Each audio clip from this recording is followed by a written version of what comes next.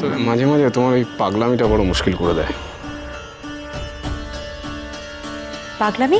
হ্যাঁ, এর সঙ্গে তুমি যেটা করছো সেটা নিছক পাগলামি ছাড়া আর কি বলা যেতে পারে? আমি কি করব না করব সেটার কৈফিয়ত অন্তত আমি তোমাকে দেব না। তোমার যা বলার বলা হয়ে গেলে তুমি এবার আসতে পারো। Thank you boss. আমিও ঠিক এটাই চাইছিলাম, তোমার হাত থেকে মুক্তি। মঞ্জুরি,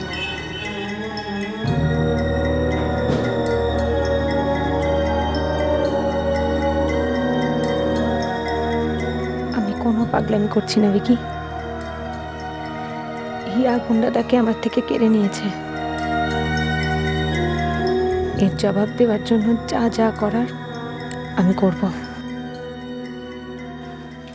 আসুন। আস্তে ডক্টর মিত্র, আস্তে। আপনি এত তাড়াহুড়ো করলে তো আমার কিছুই দেখা হবে না।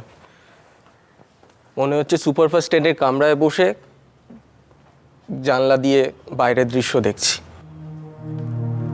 আপনি বোধহয় কাজটা ঠিক এনজয় করছেন না, তাই না?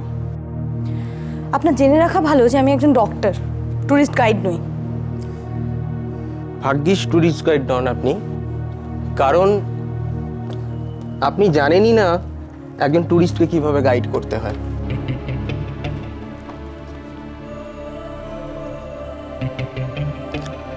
আচ্ছা, শুনেছিলাম জিএসএ অনেক ইম্পর্টেন্ট জিনিস দেখার আছে।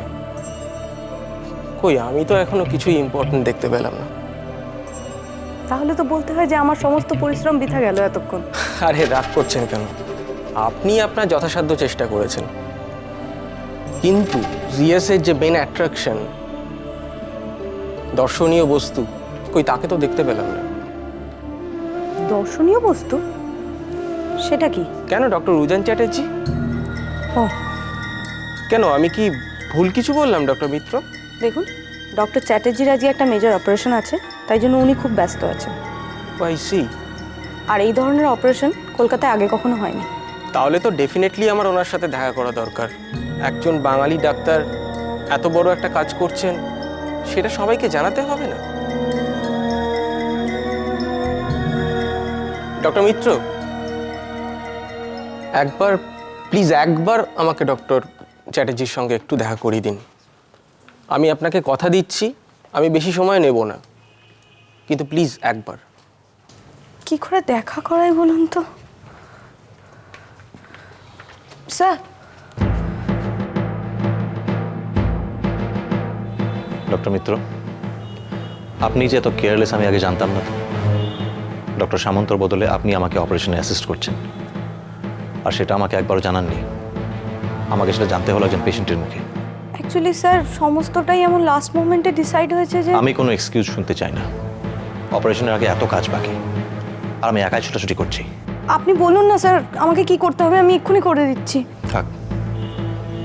আর একটা কথা, আপনি সব জেনে শুনে হিয়ার দায়িত্ব নিয়েছিলেন কেন? আর যখন নিয়েছিলেন তখন হিয়াকে ওখানে ছেড়ে আপনি এখানে কি করছেন? আপনি এক্ষুনি হিয়াকে একটা ফোন করুন। Yes sir. আমার মোবাইলটা?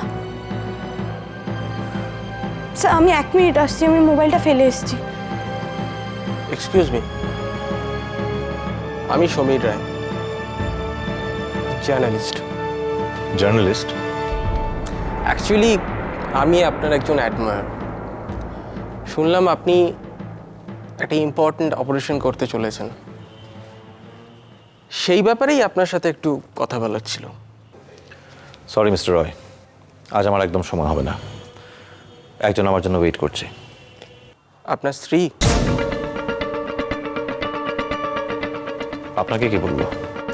ডক্টর মিত্রই বলছিলেন কয়েকটা টেস্টের ব্যাপারে আপনি আপনার স্ত্রীকে জিএসএ নিয়ে এসেছেন।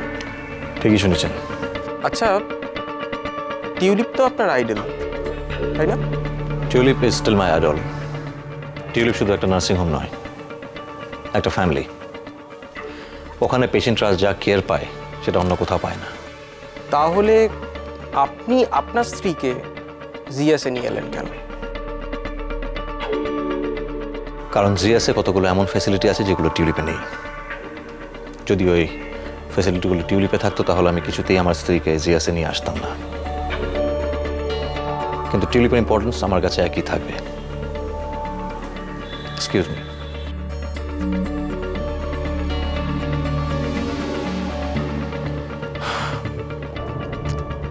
Pen is mightier than sword. সত্যি এই টেকনোলজির যুগেও কথাটা আরো সত্যি।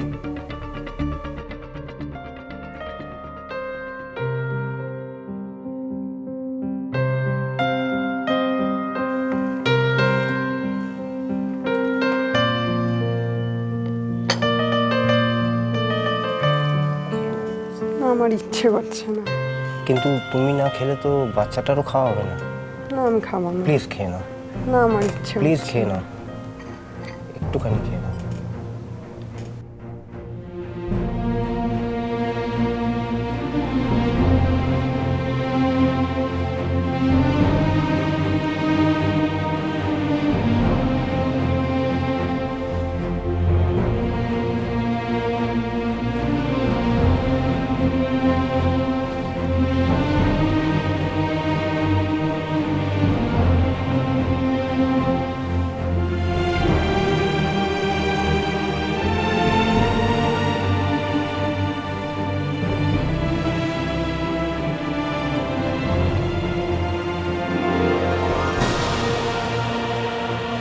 তোমার টেস্টগুলো হয়ে গেছে?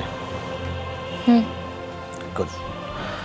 হিয়া, এই ক্যান্টিনের খাবার তোমার না খাওয়াই ভালো। একটু ফ্রুটস নিয়ে এসেছি, খেয়ে নাও, তারপর বাড়ি গিয়ে লাঞ্চ করবে। দরকার নেই, আমি একেবারে বাড়িতে গিয়েই খাবো। কিন্তু তুমি কোথায় লাঞ্চ করবে? আমি তো আজ দুপুরে লাঞ্চে বাড়ি ফিরতে পারবো না, তাই এখানে কিছু একটা খেয়ে নেব। ও, তুমি তো আবার খুব ব্যস্ত থাকবে। Anyway, thanks for giving me this time. হিয়া,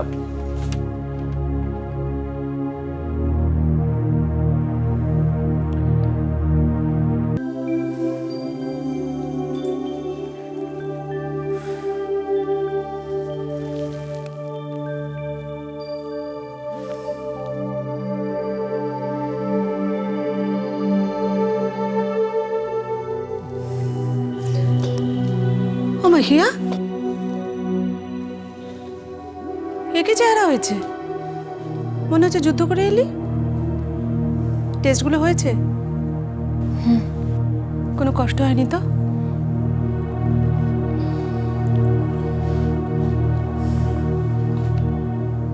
দাঁড়া দাঁড়া, আমি দিচ্ছি, দাঁড়া।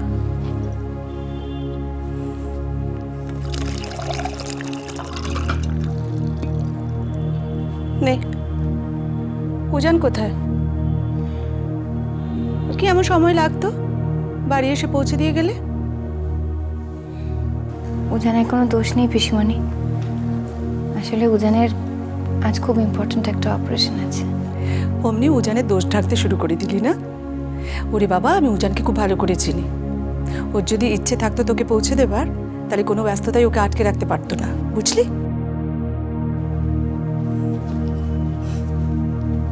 দে গ্লাসটা দে। খাওয়া দাওয়া তো কিছুই হয়নি। বায়না, খাবার নিয়ে আয়।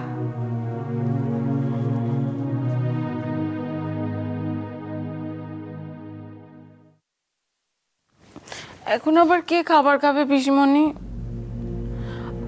ও বৌদিমণি, তুমি এতক্ষণে তোমার খাবার কথা মনে পড়লো? কি সর্বনেশে কাণ্ড বলো তো। এই যে তুমি ঠিক সময় খাওয়া দাওয়া করো না, নিজের কথা নয় নাই ভাবলে বাচ্চাটার কথাটা তো একবার ভাববে। আমাদের ওখানে একবার কি হয়েছিল জানো?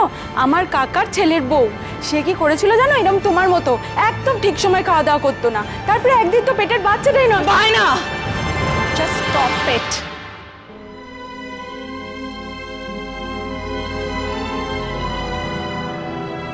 অনেক বাজে বকেছিস, শিখে যা, খাবারটা নিয়ে আয়।